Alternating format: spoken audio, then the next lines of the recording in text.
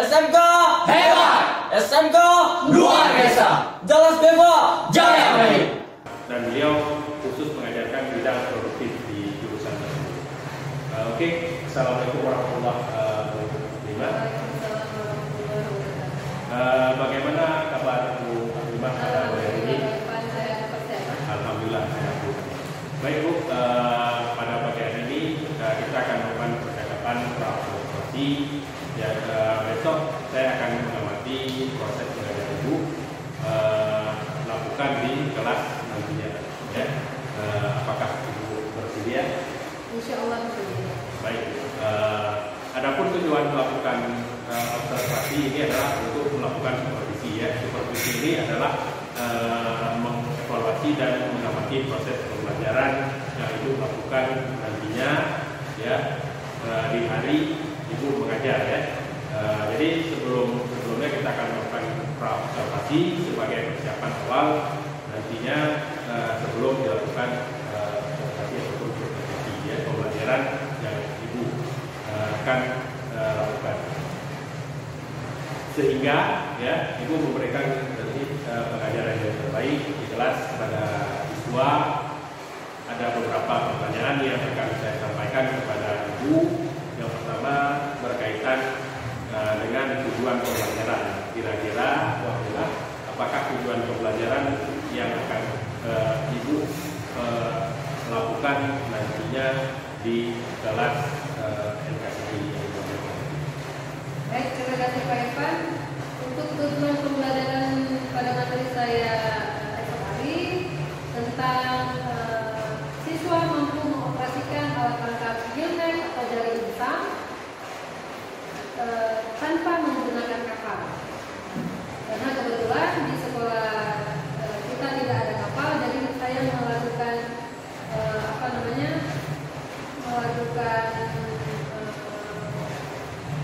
proses lain tanpa menggunakan kapal. Yang jelas tujuan pembelajaran saya harus disampaikan. Baik Bu, jadi adapun tujuan pembelajaran Ibu adalah mengoperasikan alat tangkap gilnet ataupun jaring insang hanyut nanti tanpa menggunakan kapal. Karena kebetulan di sekolah kita ini masih terbatas, ya, belum ada punya kapal. Jadi bagaimana kegiatan pembelajaran penggunaan pengoperasian alat tangkap gilnet ini dapat berjalan kurang demikian, ya. Kemudian bagaimana dengan area pengembangan yang Ibu ingin capai setelah kegiatan observasi dan supervisi ini? Untuk area pengembangan yang ingin saya kembangkan di sini adalah saya ingin mengembangkan di bidang pengetahuannya peserta didik saya dan keterampilannya mereka. Baik, berarti di area pengembangan yang Ibu ingin capai itu adalah pengetahuan dan keterampilan. Jadi kalau di SMK itu biasanya bilang soft skill dan hard skill daripada siswa itu, ya. Nah, saya ingin mendengar, ya, Ibu bagaimana rancangan pembelajaran yang ingin Ibu terapkan nantinya di kelas ketika Ibu mengajar, ya, mungkin dari strategi pembelajarannya, kemudian model pembelajarannya atau pendekatannya terhadap materi. Baik, untuk media pembelajaran yang saya gunakan, saya menggunakan media pembelajaran berdiferensiasi, di mana saya menyampaikan materi saya, melakukan keterampilan ini berdasarkan dengan kemampuan dan karakter peserta didik saya. Jadi saya melakukan ini berdasarkan karakter mereka dan mengelompokkan karakter yang saya lihat sama, seperti audio, visual, dan kinestetik. Kemudian saya menggunakan pembelajaran sosial dan emosional, sehingga soft skill dan hard skill yang lain mereka dapat terlihat dengan saya menggunakan media pembelajaran ini. Berkembang, ya. Baik, strategi pembelajaran Ibu tadi merupakan pembelajaran yang bervariasi, ya, ya. Kemudian nanti di situ akan dicakup daripada daya siswa daya belajar. Baik, untuk mengawali pagi kita di hari ini, coba Ardi siapkan kelasnya. Duduk siap. Gerak. Beri salam. Assalamualaikum warahmatullahi wabarakatuh. Waalaikumsalam warahmatullahi wabarakatuh. Sebelum mulai, Allah berdoa dimulai.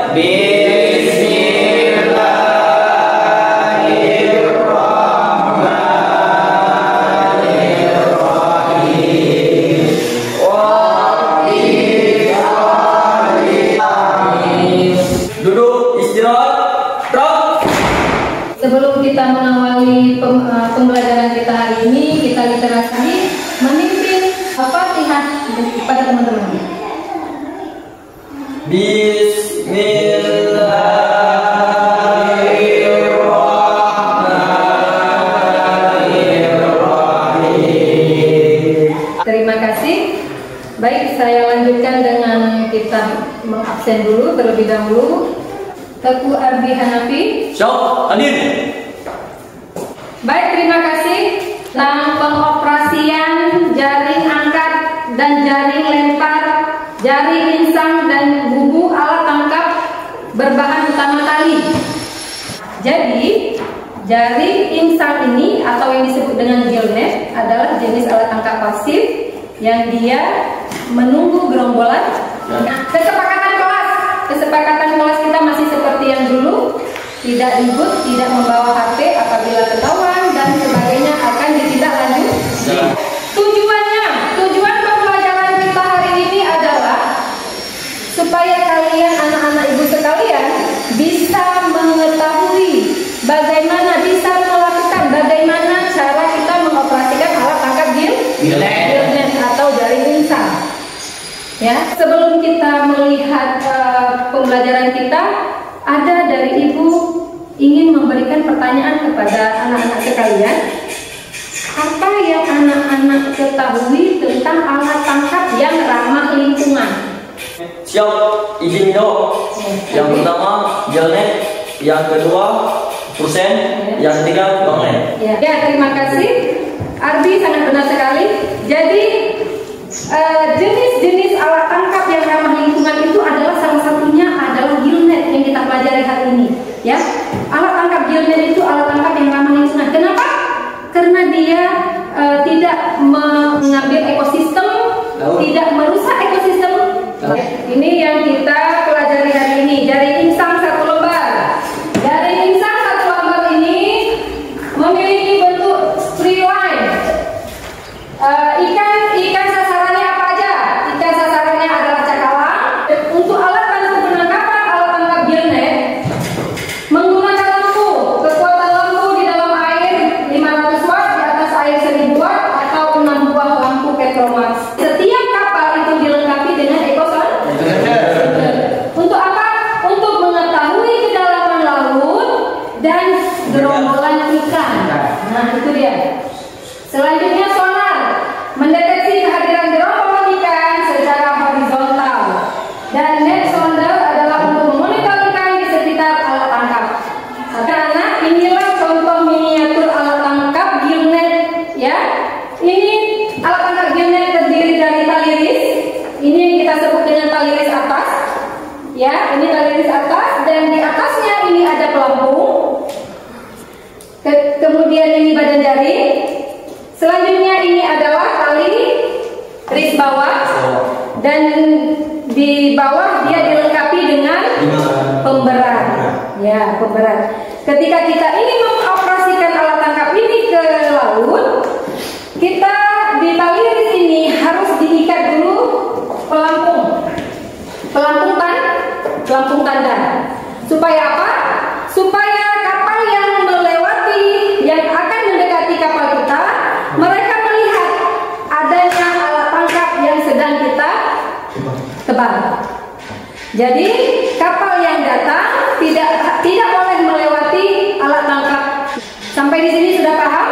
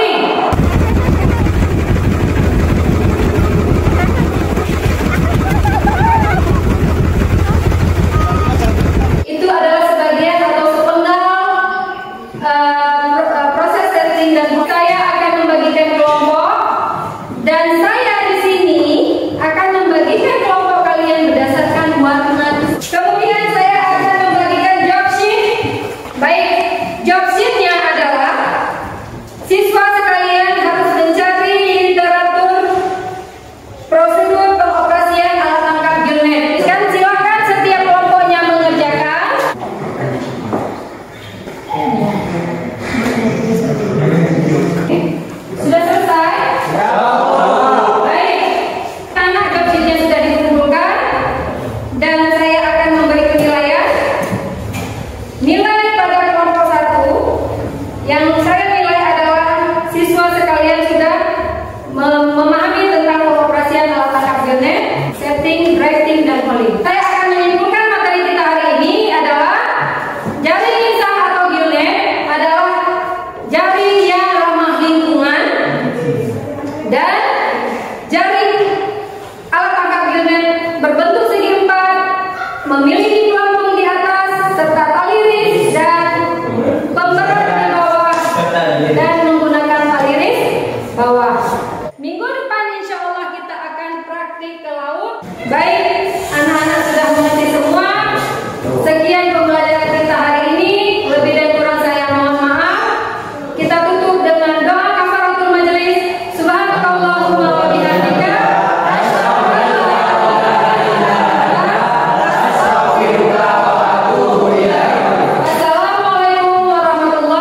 wabarakatuh. Assalamualaikum warahmatullahi wabarakatuh. Waalaikumsalam warahmatullahi wabarakatuh. Baik anak-anak sekalian, kita hari ini proses pengoperasian alat tangkap geonet. Kita langsung mengoperasikannya ke laut. Sistemnya di sini kita mulai dari tali ris atas. Ini atas ini satu orang membawanya langsung ke kantan. Kita tidak menggunakan kapal, tetapi kita menggunakan ban sebelum. Kemudian satu orang membawanya langsung mulai dari tali ris atas, langsung penurunan alat tangkapnya sesuai dengan alat tangkapnya langsung diturunkan. Selanjutnya siswa sekalian setelah proses setting, itu proses setting ya. Setelah proses setting adalah proses diving, menunggu alat tangkap. Selanjutnya adalah proses hauling. Sampai proses itu selesai dan kalian semua berada di laut. Ketika setelah semua proses itu selesai, alat tangkap dikembalikan lagi seperti semula, bersih dan rapi. Bisa dimengerti? Baik, sekian. Assalamualaikum